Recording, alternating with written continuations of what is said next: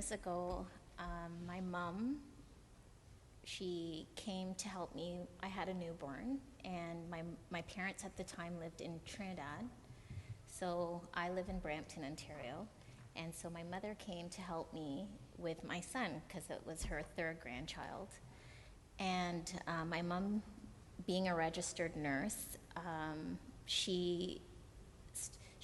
thought my son was in capable hands. However, just after a few days, I just noticed that certain things she wasn't doing the same, and things that she would know, like mixing formula. She wouldn't know how to mix a formula, like follow basic instructions. So I took her to the doctor, and I just want to, I guess to just back up, the reason why I did write the book is because just for that reason, 15 years ago, there was not very much information about Alzheimer's.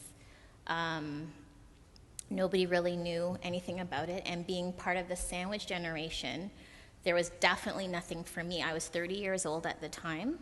I'm 45 now, and I couldn't find basic information regarding how to balance my life, because I was working, having a newborn, and this disease that there was not much awareness about. So I'm just going to read. I took you back to that point in time, so I'm going to read you an excerpt. We went to the doctor, and he gave my mother a mini mental exam. I saw her struggle with the simple questions. At the end of the exam, I saw her struggle with the simple questions. At the end of the exam, the doctor checked his chart and simply stated, "You have Alzheimer's." That is it.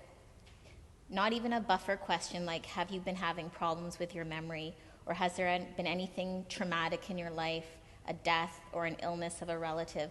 Nothing. He just said, "You have Alzheimer's." And then he looked at me and said, "Things are going to change." I heard the semblance of a CAT scan and a piece of paper, also a prescription for Aricept, and he will get back to me with this new, and I use the term loosely, drug called Reminol. I remember being numb. I remember walking out of there with my mother, not really understanding what was happening. And here I am at 30 years of age with a newborn and a mother who has this thing called Alzheimer's. I didn't even really know what it was. At the time, I just remember nodding and saying and thinking everything's going to be okay, and maybe it wasn't so serious. But when I got home, I looked Alzheimer's up on the internet, and when I read "no cure," I started to get scared. No cure? What are they talking about? It also was heard. I heard my mom weeping, and because she was in disbelief, she kept saying, "Who has this Alzheimer's disease?"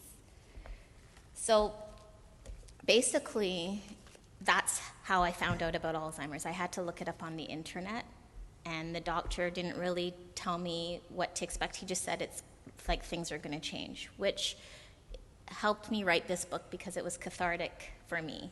And along the way, I looked up resources for myself so I could help other people who are probably going to go through the same thing.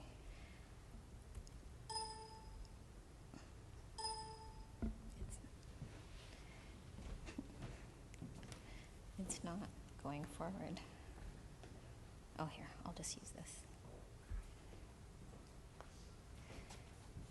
So, like I said, this is exactly what you can expect when you get a diagnosis of Alzheimer's, that it's inevitable, your life is going to change.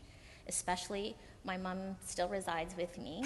It's 15 years later, and she's had the disease this long, and she's in the last stages.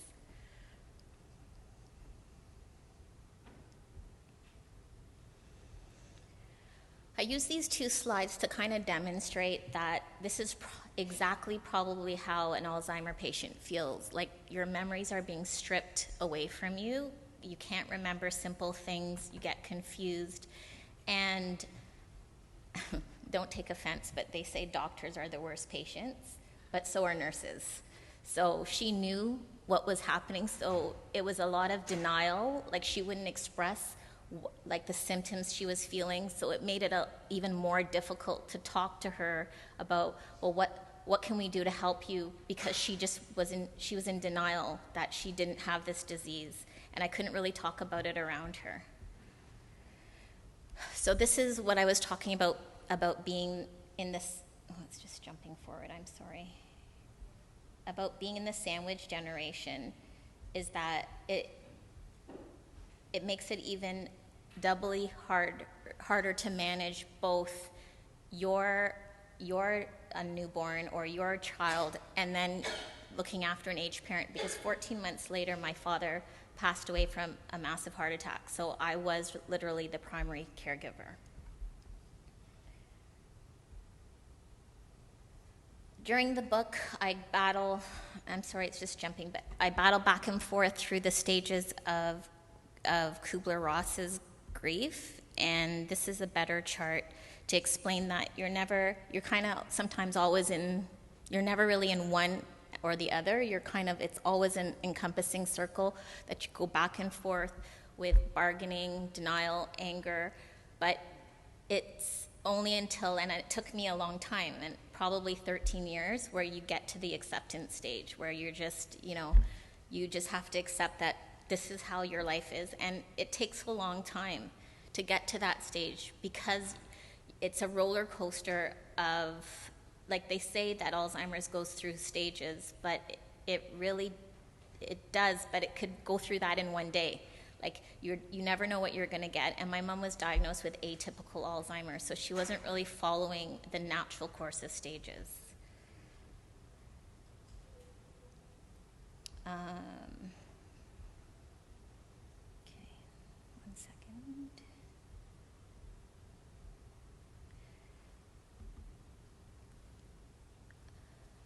I just want to show you a clip because I was asked, this was in January as part of the Alzheimer campaign. They did a clip on my caregiving, and I'd like to show that now, if it will connect.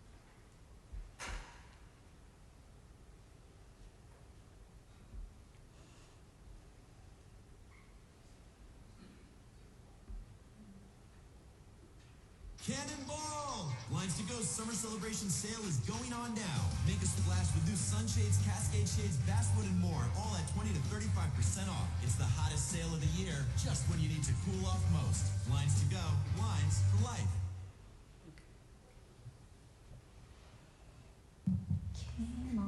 You're looking into the lonely life of a caregiver. 45-year-old Caron Leid, tending to her mother, who has Alzheimer's. I basically indirectly gave up 14 years of my life. It's very difficult. Her mother, Marlene, was diagnosed at age 57. When she was widowed, all the caregiving fell to her only daughter. But Caron herself works full-time and has a son. Despite daily help from a support worker, she's still on call 24/7. You need a team when you're dealing with this. It cannot fall on one person. It's too much. And I think I do have burnout right now. They're both part of a sad trend. 72% of Alzheimer's patients across Canada are now women, since they live longer than men, putting them at greater risk. And surprisingly, 70% of those caring for them are women too. A new reality, says the Alzheimer's Society. When my mother started to show signs and symptoms of Alzheimer's disease, guess who my father called? Not my brother, me. Caron herself is now at high risk of dementia because of her family history and the stress of caregiving. I was supposed to go to the memory disorder clinic, and I don't want to go to do the test just because I don't really want to know. But she's turned her mother's story into a book, What They Forget to Tell You About Alzheimer's, filled with advice for other caregivers on the same lonely road. This isn't a story with a solution because there is no cure for dementia, but the hope is that by painting this picture, there will be more funding for research and support for the countless women on the front line. Avis Favreau, CTV News, Toronto.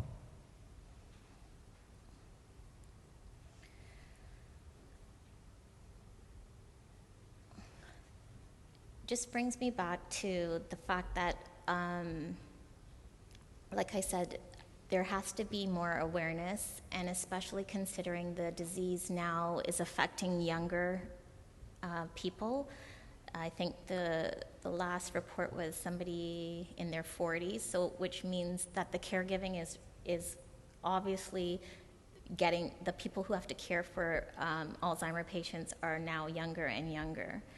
And there's really not enough awareness. Like, yes, now they're coming out with movies like Still Alice, and people still don't know. The average person doesn't know that the cognitive decline actually, like my mom forgot how to walk. She doesn't know how to walk anymore, so she's wheelchair bound.